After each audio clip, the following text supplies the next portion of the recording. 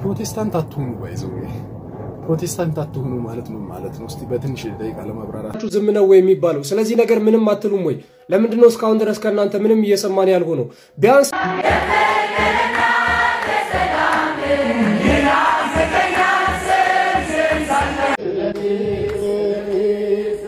ያምላክና የቤታችን ኦቤሱን ግን እንጀራ አይደለም አሁን ከዛ ይልቅ አረብኛ እንጀራ ነው ከዛ ይልቅ የኤአይ እነዚህ የኤአይ ላንጉጆች እንኳን እንጀራ ናቸው ስለዚህ ግዕዝ ኢኮኖሚያዊ ፋይዳ የለውም ነው ጭንቅላት ሆድ ውስጥ ሲበቅል ሁሉ ነገር ከእንጀራ ጋር ነው የሚታየው እና ባህል ታሪክ እነዚህ ነገሮች ለሆድ አምሳ ያሳስቡት እና በልቶ ማደሩን ብቻ ካሰበ ሰዋዊነት ይጠፋል ምክንያቱም እንሰሳም ይሄንኑ ስለሚያደርግ ማለት ነው ሰውን ሰው ያሰኘው ቆሞ መንቀሳቀሱ ብቻ ሳይሆን መብላቱ ብቻ ሳይሆን ማሰቡም ጭምር ነው እንደዚህ አይነት ባዶ ጭንቅላቶች የሚያፈሯቸው ትውልዶች ምን አይነት መልእክት እያስተላለፉ እንደሆነ ላሳያችሁና እነዚህ ሰዎች የፈሩት ምን እንደሆነ ነግራችኋለሁ ስሙት ዛንማርም አሳዝንም ወይ በግስም ቅምጥቃት ግልጽ ማሳያ ነው ይህ የእናንተ ውድቀት ለካ ተረት እንጂ የላችሁም እውቀት አንፈልግም ጭራሽ ቄስ አስተማሪ ደብተራና ጠንቋይ ቀሲስም ዘማሪ ታሪክ አልባ ሆኖ ሰውን ሁሉ ታሪክ አልባ ለማድረግ መሞከር ይሄ የአይምሮ መቀንጨር ይባላል ትውልዳችሁን ምን ያስተማራችሁት ነው የሚለው ለታስቡበት ይገባል በጥላቻ የታወረ ትውልድ ነገ ምን አይነት ማንነት ሊይዝ እንደሚችል ማሰብ ከባድ አይደለም ለማንኛውም አንደኛ እነዚህ ሰዎች እየተናገሩ ያሉት ግዕዝ ካለ ከዛን ደብተራ አስማት ምናምን ጠንቋይ ምናምን ይላሉ እንግዲህ በቤታችሁ ያለውን ብንነግራችሁ ሌላ ነገር ነው የፈሩት አንድ ነገር አለ ግዕዝ ከተማሩ እምነት እንደሚቀይሩ ወይንም ደግሞ እንደሚጠመቁ አስበዋል በግዕዝ ስም ጥምቀት ስላሉ ማለት ነው ስለዚህ እምነታችሁ የተመሰረተው ቋንቋ ላይ ነው ማለት ነው ቋንቋ ሌላ ቋንቋ አለ ለምሳሌ ግዕዝ ከተማራችሁ እምነታችሁን ትቀይራላችሁ ለነሱ ሃይማኖትም ሀብትም ገንዘብም የትኛውም ነገር አረብኛ ነው ይሄ የአረብ ቀኝ ተገዥነት ነው እኛ ደግሞ ኢትዮጵያውያንን በባህላችን ቀኝ መገዛት አንወድም ይሄ ልታውቁልን ብትወዱ ደስ ይለናል ኢትዮጵያውያን ብትሆኑ ጭምር ደስ ይለናል አንዱ ዛሬ ምን ቢለኝ ጥሩ ነው የማርያምን ንግስ ያከበራችሁ ነው አለኝ አዎ አልኩት ግን ማርያም አዲስ አበባ ነው ናዝሬት ነው አዋሳ ነው የትኛው ቤተክርስቲያን ነው የምትገኘው አለኝ ኦኬ እሱን እነግርሃለሁ ግን በዚህ ሰዓት አሁን ሰይጣን አዲስ አበባ ነው አዋሳ ነው ናዝሬት ነው የት ነው የሚገኘው እየጠየቁት ምን ቢለኝ ጥሩ ነው ለፍጡር አይሰገድም ብሎኝ አይሄድም ኧረ እባክህ ተው እንጂ አንዳንዶቻችሁ ተው እንጂ ከቅዱሳን ከመላእክት በላይ ለሰይጣን ክብር የምትሰጡ ሰዎች ደህና ናችሁ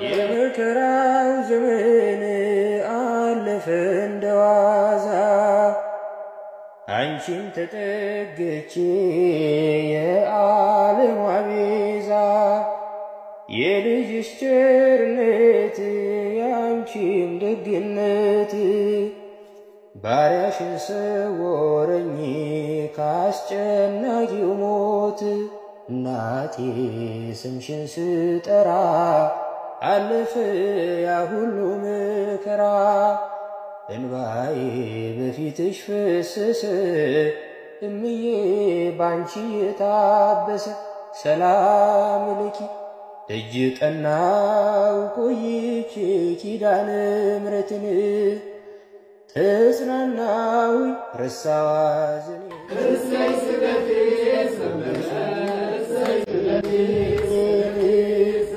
ያምላክና የቤታችን ኦቤሱን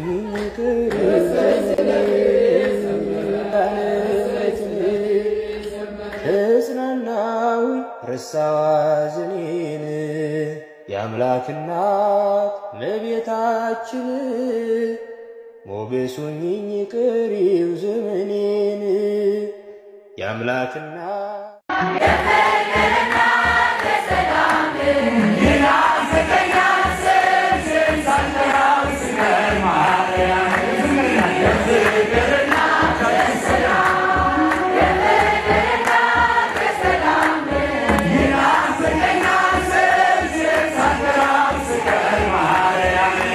ግድሜ ርዕስ ወይስ ግዕዝ አንማርም? አያሳዝንም ወይ በግዕዝ ስም ቅምጥቃት? ግልጽ ማሳያ ነው ይህ የእናንተ ውድቀት። ለካ ተረት እንጂ የላችሁም እውቀት። ያለ ብዙ ዘመን ሀገር የዘረፈው እንደ አየር ላይ ፊኛ ከላይ የገዘፈው እጅ ግልፍ ተረት ለትውልድ የዛገው አሁን በዚህ ዘመን ዘቅጦ ወርደረፈው። የተንኮል አለቃ የሴራ ቀማሪ አንፈልግም ጭራሽ ቄስ አስተማሪ አንፈልግም ጭራሽ ቄስ አስተማሪ ደብተራና ጠንቋይ ቀሲስም ዘማሪ ግፍ በየዘመኑ ቢወሰንብንም ያገር ፍቅር ይዞን ችሎናል ሁሉንም። ዝምታ ፍርሃት ስለመሰላችሁ በጥላቻ ተረት ተዘክቶ አይምሯችሁ። መተት እናስተምር በግድ ካላችሁ ክልሉም ችኮናል እንኳን ግዕዛችሁ ክልሉም ችኮናል እንኳን ግዕዛችሁ። የእምነቶችን ጉንጮ እስላምን ይዘናል ሁለት ሶስት ሳንል በአንድ አምላክ አይመናል። መተታችሁ እንጂ ምን ይቀርብናል? በዚህ ከቀጠሉ በአቋማቸው ጸንተው በጀርባ ተማክረው ሴራ ሸፍጥ ሰርተው ሙስሊሙ ተገዶ ከእንቅልፉ ይነቃል። አዲስ የትግል ስልት በቅጽበት ያጸድቃል። እስከ ዛሬ ቻለ አሁን ግን ይበቃል። ለሶስት አካላት ጥያቄ አለኝ። የመጀመሪያው ጥያቄ ለሙስሊሞች ነው። ሙስሊሞች ይህንን ጥያቄ እንድትመልሱልኝ ይፈልጋለሁ። ነብዩ መሐመድ ድግምት ተሰርቶበት ከሚስቱ ጋር ሳያደርግ ብቻውን ሆኖ ያደረገ ይመስል የነበረው በግዕዝኛ ነበር እንዴ ድግምት የተሰራበት? ለምን ታዲያ አረብኛን ትማሩታላችሁ? ለምን ታዲያ አረብኛን ታጠኑታላችሁ? በአረብኛ እኮ እናንተ አይደላችሁም የእናንተ ነብይ እንኳን ድግምት ተሰርቶበት ነበር። ስለዚህ ለምን አረብኛ ትማራላችሁ? ሲቀጥል በዚህ በ21ኛው ክፍለ ዘመን እየኖራችሁ የአንድን ቋንቋ ቋንቋነት እንዴት መርዳት ከበዳችሁ? የትኛውም ቋንቋ ውስጥ ክፋት ተንኮል አለ። የትኛውም ቋንቋ ደግሞ መግባቢያ ብቻና ብቻ ነው። በጣም ብዙ ጥሩ ታሪኮች ይኖሩታል፣ በጣም ብዙ መጥፎ ታሪኮች ይኖሩታል። የትኛውም ቋንቋ ከእንደዚህ አይነት ነገሮች የጸዳ የለም።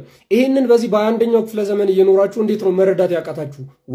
ወይስ ይህ ቋንቋ የተጠበቀው በክርስትና ስለሆነ በግልጽ እዚህ ግጥም ላይም እንዳሳያችሁት ለቤተ ክርስቲያን ያላችሁን ጥላቻ ነው በግጥም መልኩ ያስተላልፋችሁት ማለት ነው።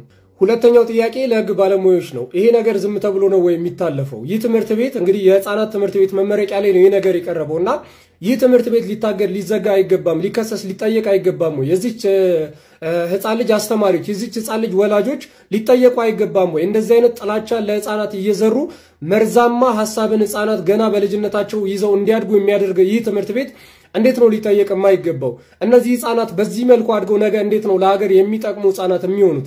የቋንቋን ምንነት አሁን እቺ ህፃን ተረድታ ነው እንዲህ እየተናገረች ያለችው? የቄስን ምንነት አውቃ የቤተክርስቲያንን ማንነት አውቃ ነው? ቀሲስ ዘማሪ እንደዚህ እያሉና ኢቭን ግጥሙ ላይ የሽብር ንግግር ሁላ አለው። ለትግል እየተዘጋጁ እንደሆነ እንኳን ትናገራለች እቺ ህፃን ልጅ ማለት ነው። እቺን ህፃን ልጅ አንደበት አድርገው በዚህ ህፃን ልጅ በኩል ሐሳባቸውን ያስተላለፉ ሰዎች ሊጠየቁ አይገባም? ከህግ አንፃር እንዴት ነው የሚታዩት? ይህንን ነገር የህግ ባለሙያዎች የሆነ ነገር እንድትሉን እንፈልጋለን። ሶስተኛ ላይ ደግሞ ልጠይቅ የምፈልገው የእኛን ቤተክርስቲያን አባቶች ነው። አባቶቻችን ይህ ምናልባት ይህ ቪዲዮ ከደረሳችሁ ዛሬስ ይህንንም አይታችሁ ዝም ነው ወይ የሚባለው? ስለዚህ ነገር ምንም አትሉም ወይ? ለምንድነው እስካሁን ድረስ ከናንተ ምንም እየሰማን ያልሆነው? ቢያንስ በቤተ ክህነት ደረጃ እንኳን ምንም ባንሰማ በሀገረ ስብከቱ ሊቀ ጳጳስ መግለጫ ሊሰጥ ይገባል። ስለዚህ ጉዳይ ትምህርት ቤቱ ሊጠይቅ ይገባል። ወላጆቿን ሊጠይቅ ይገባል። የዚችን ህፃን አስተማሪዎች ሊጠይቅ ይገባል። ሀገረ ስብከቱ እንዴት ነው ይህ ትምህርት ቤት ዝም የሚባለው? እንዴት ነው ይህንን ለጥፋት በዚች ህፃን በኩል ያስተላለፉ ሰዎች ሊጠየቁ የማይገባው? አባቶቻችን ለምንድን ነው ዝም ያላችሁት? ዛሬም እኛ ሚዲያ ላይ ያለን ወጣቶች የሆነ ነገር ተናግረን ከዛ አንዱ ተናግሮ ይታሰር እሱን ነው የምትጠብቁት? እናንተ መች ነው መናገር የምትጀምሩት? ቤተክርስቲያንን እንዲህ በዚህ ልክ ሲሰድቡ እንዴት ነው ዝም አስችሏችሁ ዝም ያላችሁት?